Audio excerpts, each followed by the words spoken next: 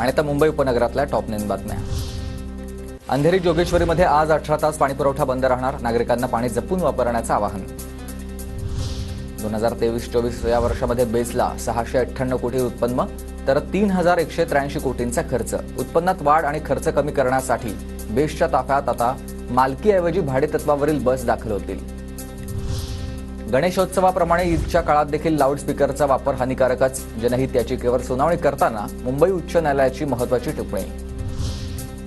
गणेशोत्सवाच्या काळामध्ये बेकायदा होर्डिंगवर काय कारवाई केली या संदर्भात माहिती देणारे प्रतिज्ञापत्र सादर करा, मुंबई उच्च न्यायालयाचे मुंबई महापालिकेला निर्देश। गणेशोत्सवानंतर आता बीएमसीकडून बॅनर जाहिराती हटवण्याची मोहीम हाती, 14,000हून अधिक जाहिरात फलक कमानी पालिकेनं हटवल्या। गणेशोत्सवामध्ये नैसर्गिक आणि कृत्रिम विसर्जन तलाव स्थळांवरून सुमारे 550 मेट्रिक टन घनकचरा संकलन, चौपाटीवरून 363 मेट्रिक टन घनकचरा जमा।